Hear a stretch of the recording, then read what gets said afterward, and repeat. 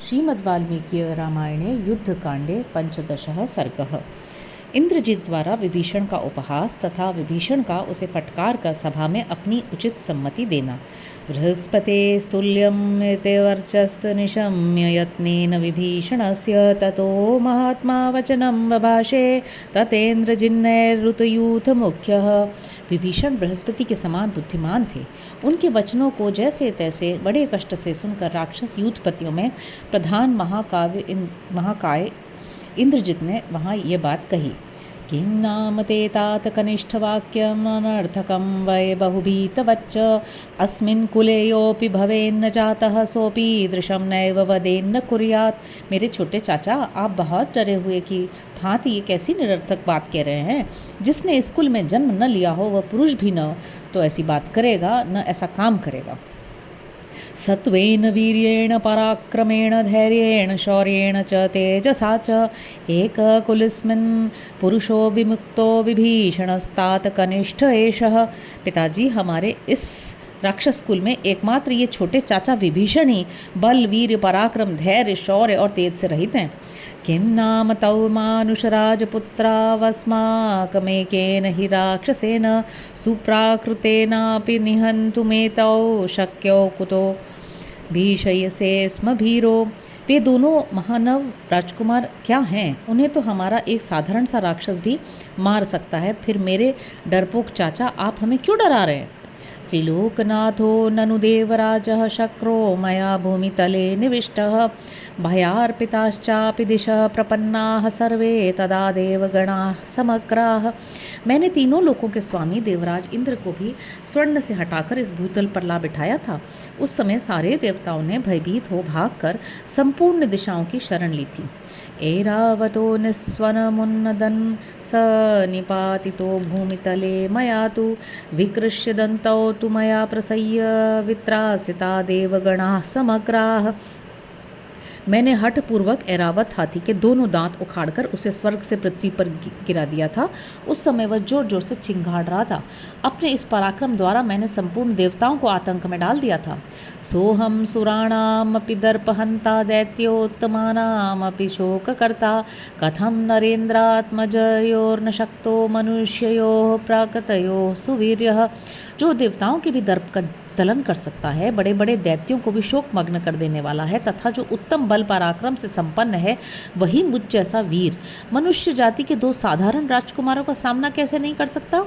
अथेन्द्र कल्पस्य दुरासदस्य महजतस्तत् वचनं निशम्य ततो महार्थं वचनं बभाषे विभीषणः शस्त्रभूरतां वरिष्ठः। इंद्रतुल्य तेजस्वी महापराक्रमी दुर्जय वीर इंद्रजित की बात सुनकर शस्त्रधारियों में श्रेष्ठ विभीषण ने ये महान अर्थ से युक्त वचन कहे।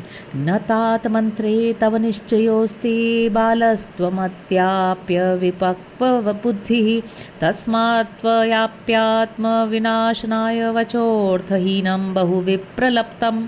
तात, अभी तुम बालक हो, तुम्हारी बुद्धि कच्ची है, तुम्हारे मन में कर्तव्य और अकर्तव्य का यथार्थ निश्चय नहीं हुआ है, इसलिए तुम भी अपने विनाश के लिए बहुत सी निरर्थक बातें बक गए हो।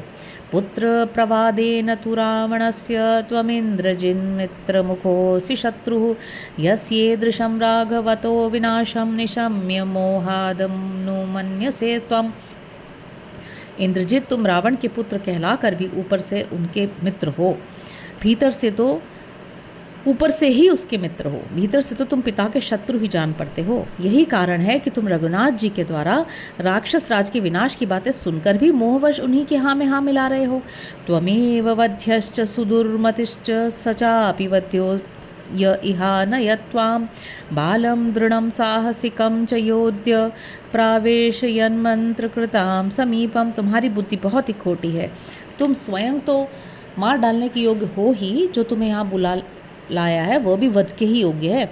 जिसने आज तुम जैसे अत्यंत दुस्साहसी बालक को इन सलाहकारों के समीप आने दिया है, वह प्राण दंड का ही अपराधी है। मूढ़ो प्रगल्भो विनयोपपन्नस्तीक्ष्ण स्वभावो अल्पमतिर्दुरात्मा मूर्खस्त्वमत्यंत सुदूरमतिश्च त्वमिन्द्रजित बालतया ब्रवीषि। इंद्रजित, तुम अविवेकी हो, तुम्हारी बुद्धि परिपक्व नहीं है, विनय तो तुम्हें छू तक नहीं गई है। तुम्हारा स्वभाव बड़ा तीखा और बुद्धि बहुत थोड़ी है। तुम अत्यंत दुर्बुद्धि, दुरात्मा और मूर्ख हो, इसलिए बालकों किसी बेसिर पैर की बातें करते हो। को ब्रह्मदंडम प्रतिम प्रकाशा नर्चिष्मतः कालनिकाश रूपान सहेत बाणान यमदंड कल्पान समक्ष मुक्तान युधि राघवेण। भगवान श्री राम के द्वारा युद्ध के मुहाने पर शत्रुओं के समक्ष छोड़े गए तेजस्वी बाण साक्षात ब्रह्मदंड के समान प्रकाशित होते हैं, काल के समान जान पड़ते हैं और यमदंड के समान भयंकर होते हैं। भला उन्हें कौन सह सकता है। धनानि रत्नानि सुभूषणानि वासांसि दिव्यानि मणिश्च चित्रान् सीतां च रामाय निवेद्य देवीं वसेम राजन्ये वीतशोकाः। अतः राजन, हम लोग धन, रत्न, सुंदर आभूषण, दिव्य वस्त्र, विचित्र मणि और देवी सीता को श्री राम की सेवा में समर्पित करके ही शोक रहित होकर इस नगर में निवास कर सकते हैं। इतिहासे श्रीमद् रामायणे वाल्मीकि आदि काव्ये युद्ध कांडे 15 सर्गः। इस प्रकार श्री वाल्मीकि निर्मित आर्ष रामायण आदि काव्य के युद्ध कांड में 15वां सर्ग पूरा हुआ। हरि ओम।